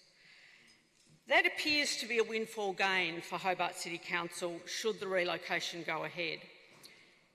I ask, and I genuinely want to know the answer to this, in that circumstance, how can Hobart City Council make decisions about the campus relocation given the conflict of interest that such a windfall gain represents?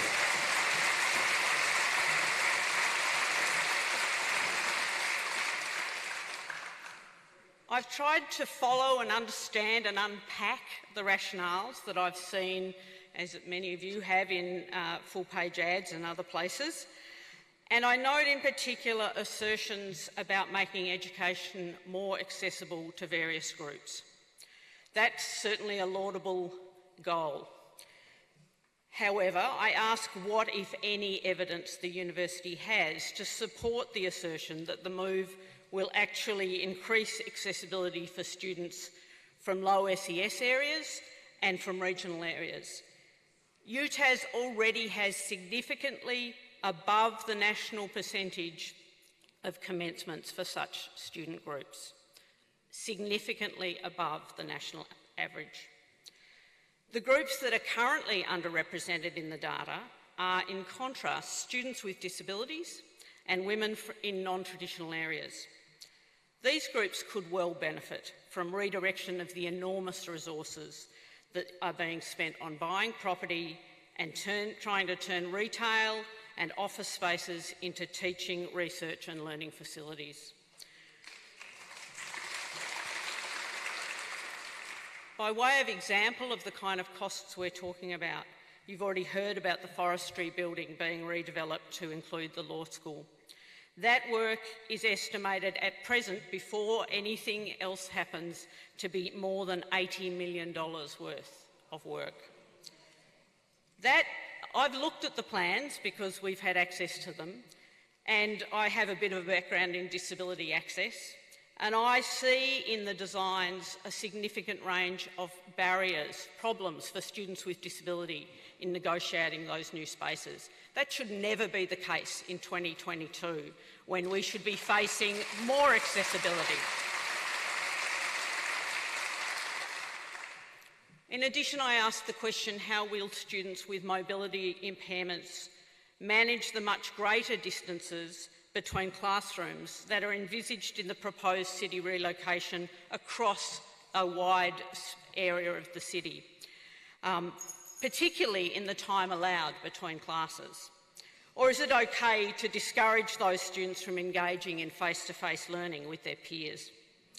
These are just a few of my questions. I'm sure there are others, but the most profound question I have is simply, how is it ethical to spend precious tertiary education funds on unnecessary rates and on property development? Thank you.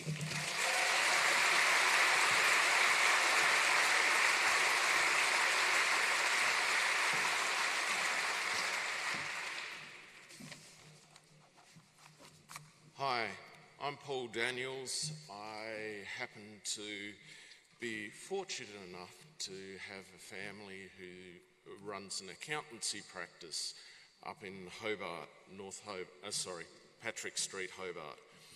Now, I just wanted to share with you, because for us as accountants, we get to see the travails of small business operators and what they go through and how much individual things affect them. And supply of parking is one of the great things that affects the small businesses in Hobart, access to their clients. Now, tonight we heard how the University of Tasmania has promised some 1,200 car parks. When the discussion about the forestry building went through, they were spruiking potentially 1,600 car parks. I want to share with you a report from the Finance and Governance Committee of the Hobart Council last year, where they list the 8 car parks that provide 2,544 off-street parking spaces to the Hobart community. Only 2,500. So 1,200, that's half of the off-street car parking.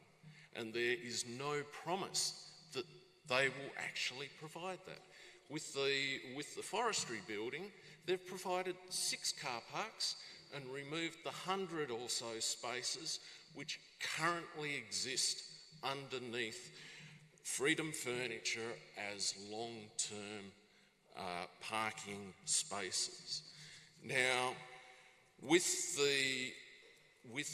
the purpose of the Hobart CBD, we have a zone purpose statement that says it's to maintain and strengthen the Hobart Central Business District and immediate surrounds, including the waterfront as the primary activity centre for Tasmania, the southern region and the Greater Hobart metropolitan area, with a comprehensive range of the highest order of retail, commercial and community cultural employment areas.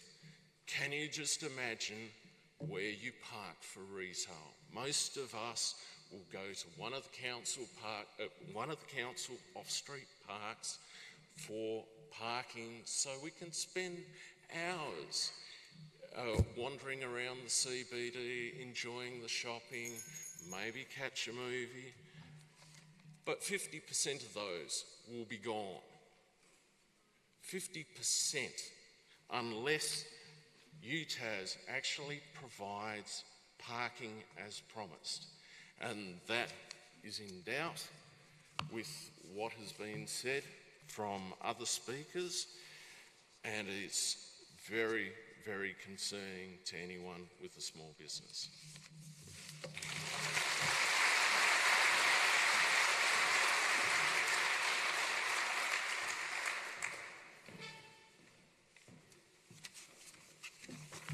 Good evening, thanks for coming. My name is Marcos Gogolin. I'm a TAFE teacher and I've been working on and off with UTAS for 20 odd years. I won't talk much because last time I spoke too much, I ended up into trouble. UTAS invited TAFE to come to the city 10 years ago, and I excited came along as one of the teachers. Long story short, we saw many wrong things, and that along the way, my boss's husband had a job with UTAS, and I thought it was inappropriate. I wrote one email, a couple paragraphs, and I was taken out of my class and sent to an investigation. And they are good at that. They know how to break people. And I've seen happening to other lectures, and they got broken. And I survived. And the 3 people who caused me grief are no longer with TAFE, no longer with UTAS. And I just want to say one thing. I asked for a move of a motion to ask to include TAFE move to the city with all the promises and all the failures and all the disasters that happened to be included in this oversight. That's all I want to say. And if you are in doubt, I cannot help the ones who are convinced by the UTAS promises. But if you are in doubt about where we are at with education, have a look at this book, Waiting for Gonski, 20 years in the making. It's a disaster.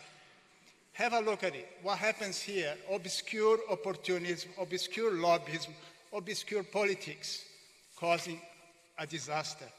What's happening here is happening across the board in education. And that's all. Thank you very much.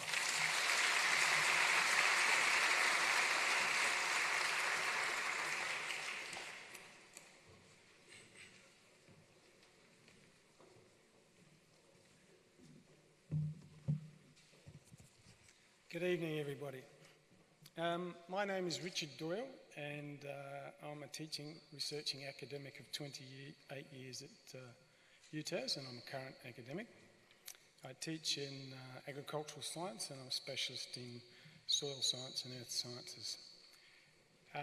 My students have started, after their training, over a dozen successful businesses in Tasmania, and I have taught in New Zealand, in the US, Namibia, where I went on a Rotary scholarship, in the US. And I could go on about my love of teaching, and in particular on the campus, and I use the campus as a place of outside external real learning to utilise soil profiles, geological outcrops and streams through the campus. All I wanted to do today was ask one question of my Vice-Chancellor and then give you 2 short quotes.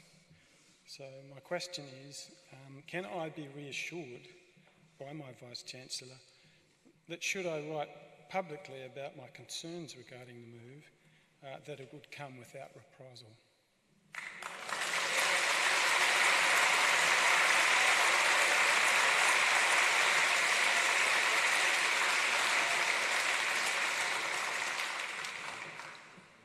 I'll give you then 2 quotes. The first comes from my home country in New Zealand, and it was from a large commercial firm called Mainzeal, and it was on an electronic billboard when I returned home after 2 years to see believe it or not, my family. My brother had been dead for 33 minutes and my father for 20, and they're both living, can you believe it?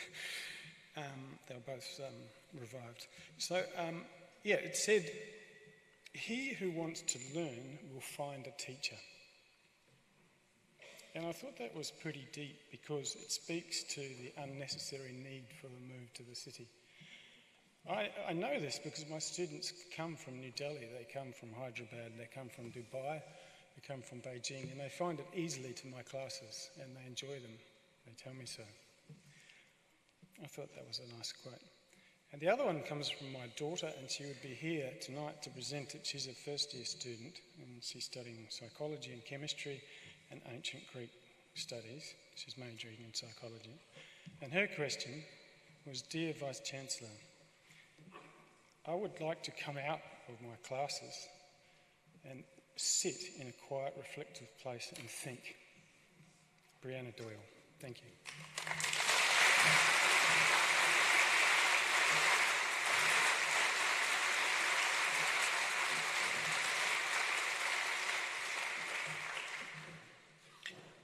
Thank you. My goal tonight was to make it feel like we were all equal in this room and that we all got a chance to get to the microphone, and no matter what our background was or where we come to this debate from, we had a chance to speak. I'm really glad that we got through all of those speakers. If there is anyone in the room who feels like something that was mentioned, in the last little while needs addressing, this is a public meeting. I don't want anyone to leave here to feel like they haven't had a chance, at least, to make the point that they were dying to make. We've gone a little bit over time with the speakers, but I will still, keep the microphone open if there's someone who wants to. Yes? Yes, sure.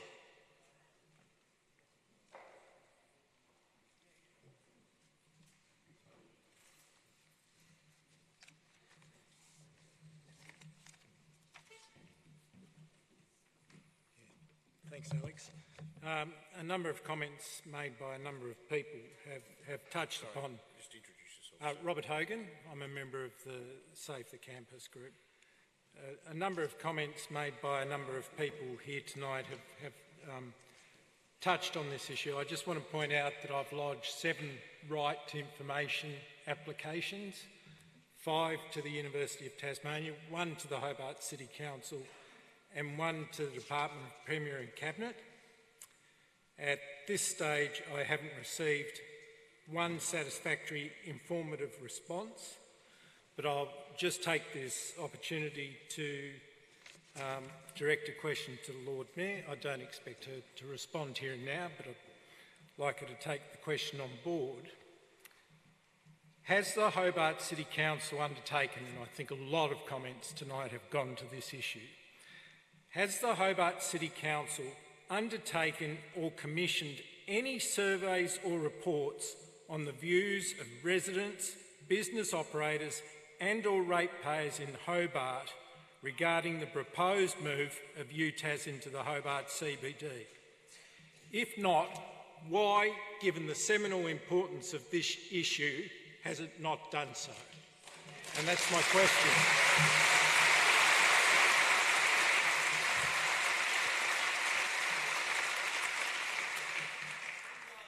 Thank you. So, we move on to the motions. Now, I would ask if the first motion covers your motion and you feel like it's been satisfactorily dealt with, then I would ask you to keep that in mind. We don't have to go through all the motions, but I will give everyone a chance to go through the motions. I hope that makes sense. We start with a motion from Michael Foster that I will read, and then we'll need someone to put the motion and someone to second it. Of course, there is a chance to speak on the motion, but I would encourage people to be very brief because we've had a very hearty discussion so far. So this motion says, am I good to go, Paul? Beautiful. 1. This public meeting calls upon the University of Tasmania to suspend all action in relation to its proposed relocation from its Sandy Bay campus until the proposal has been subject to a public inquiry as to its merits. 2. This public meeting calls upon the Premier of Tasmania, Jeremy Rockliff, to initiate an urgent public inquiry into the merits of the proposal by the University of Tasmania to relocate from its Sandy Bay campus. And 3, this public meeting calls upon the councillors of the City of Hobart to cease cooperation with the University of Tasmania in relation to its proposed relocation from Sandy Bay, except in relation to statutory obligations. The mover is Michael Foster. Do I have a seconder? Does the motion speak for itself, do you think, Michael? I believe it does. I'll put it to the room. What do I call for, Paul? All those in favour? All those against? The ayes have that one. So that passes, Paul. I'll put it in the pass pile. Oh, well, you know, I'm a journalist. You can spin it any way you like. Now, the second is from Tony Gray. Tony Gray, are you happy to proceed? Hey, might see the last bit of the Jackies yet, you never know. They're in front at half-time, I think. Judy Tierney, who spoke before. Judy, would you like me to put this? Where's Judy? Yes? Beautiful. Number 4, that an open and transparent inquiry be held to fully explain to the people of Hobart why there has been such the lack of public consultation and provision of information to allow informed debate on the University of Tasmania's and the Hobart City Council's support for the proposed move of the current Hobart University campus to the city. Moved by Judy. Do I have a seconder? Yes, we do down there, Paul. We're getting that. Very good. Happy for me to put it to the room? Judy? I couldn't find where Judy is. All in favour? All against? I think we've got another winner there, Paul. Ben asked me to remove his, so we're going very nicely there. Next person is, number 6, is Joseph Budgeon. Joseph, would you like me to move this? Yes? Yes, okay, let's do it. Any proposed, it's number 6, any proposed development of the University of Tasmania site at Sandy Bay be rejected on the basis of broad and relevant community concerns, and that further the site be retained and used for public education, as was the basis on which the site was provided by the Government of Tasmania on behalf of the people of Tasmania. Moved by Joseph Budgeon. Do I have a seconder? Seconders around. Thank you. The staff tonight have done a superb job. Thank you very much. Happy for me to put it? All those in favour? Those against? Paul, we have another winner. Louise Bloomfield, Chamber of Confederation of Greater Hobart Business Limited. Louise spoke before. Louise, would you like me to put this? Yes, put it to the meeting. That, number 7, that the Hobart City Council reconsider its responsibilities to small business owners and ensuring that the parking supply is maintained at healthy levels so they can continue to trade. So that's a very short one. Louise puts it. Do I have a seconder? Seconder there. And Paul, thank you. And you'd like me to put that to the room? Do you want me to read that again? No? It's fine? All in favour? All against? Very good. Paul Daniels. I'll put it. That, number 8, that elected members list the relationships they have with UTAS and those of their close associates, with the latter being as defined in the Local Government Act. Paul will move. Do I have a seconder for that? Yes, a couple of eager hands. I'll put that. All in favour? Those against? A couple of against, but I think On balance there, Paul. Paul's motion passes. Louise Elliott, would you like me to put this? Okay, I need a run-up for this one. That's okay, it's okay. I was an only child. I like the sound of my own voice, it's fine. Still am an only child. Mover, Louise Elliott, that. 1. The Council advised the public what, if any, studies have been undertaken directly or initiated by the Hobart City Council, solely or in partnership with UTAS, about UTAS relocation, and make these studies available in full to the public within 3 business days of this meeting. 2. The Council make available to the public the meeting agendas, papers and minutes from the Hobart City Council and UTAS Governance Council meetings for the past 8 years within 3 business days of this meeting. 3. The Council write to the Premier asking that he support the undertaking of a comprehensive, independent and public review of UTAS relocation at the state government level. 4. The Council formally request in writing to UTAS that A. UTAS withdraw or pause the applications they have submitted to the Hobart City Council and submit no further applications until a response to from the state government regarding a public review is received or local government elections are held and finalised and a new council appointed in around October this year, whichever is later. And B. UTAS cease and rewind relocation activities that have already made into the city in recent years, with some reasonable exceptions given the strong and widespread community support against their move, and indicate that the Council is making this request on behalf of the community the Council represents. 5. The Council develop a policy that governs Council's relationships with other parties when the other party is seeking, directly or indirectly, to influence the strategic direction and vision of our city, and that the draft policy be made available for public consultation within 10 calendar days of the meeting. Now, there's a fair bit in there. Louise will put it. Would anyone like to speak to this one, given its a move?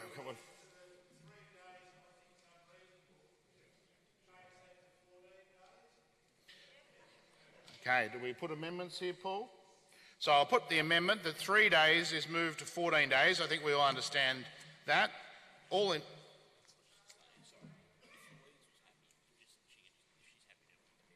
Oh, are you happy with that, Louise? Fine with that, so we'll amend it to 14 days. So as I won't read it again with the 14 days, we'll just imagine that I've read it again and I said 14 days when I said 3 days. That'll be great. Now, would anyone like to speak for or against the motion before I put it? No, so I'll put it. All those in favour? And those against? A few against, Paul, but I think the ayes have it. So that, amended, goes through. 10, Marcus Gogolon. Is Marcus here? Oh, you spoke before, Marcus. Put this one to them? Yes.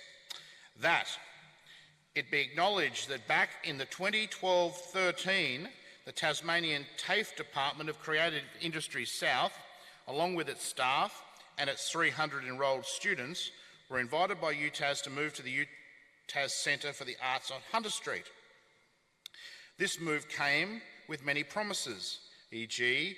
advanced fabrication lab, multimedia lab, workshops for wood design, for jewellery, for ceramics, car parking, etc., especially towards engaging with younger students via articulation programs for VET towards a UTAS bachelor degree. As students were co-enrolled by TAFE and UTAS, it allowed double dipping on government funding. Articulation was never consolidated towards students' qualifications, thus the initial promise became only beneficial to UTAS and TAFE management's budget at the time. UTAS made promises which became an opportunity grab, jobs for mates with TAFE and the vet sector becoming a casualty.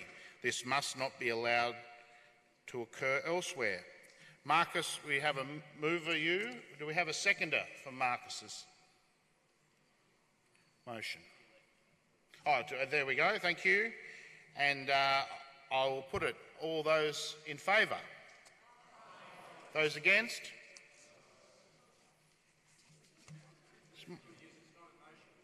Yes, yes. Okay. Well, I think on the ayes it got through. Thank you very much.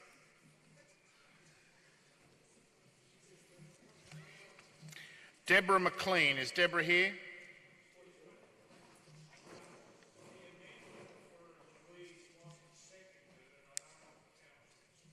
Oh, yes. Would you like to do that? Oh. Would you be prepared to second the amendment or second the... Yeah, make sure of that, Paul. I'm sure the Fourth Estate wouldn't let him off the hook there. It's all on tape. It's all on tape. Deborah McLean. Is Deborah here? No? Okay, we might move on that one. It's a comment as well. And is Hafez here, or Hafiz? No, that's a bit of a comment as well, so I'll put those to the side.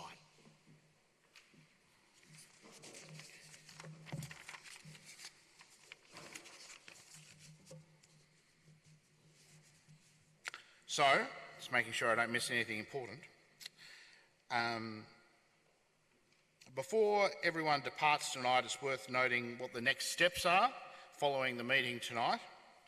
The City of Hobart staff, who have been just terrific tonight, and I really did appreciate that Thank you.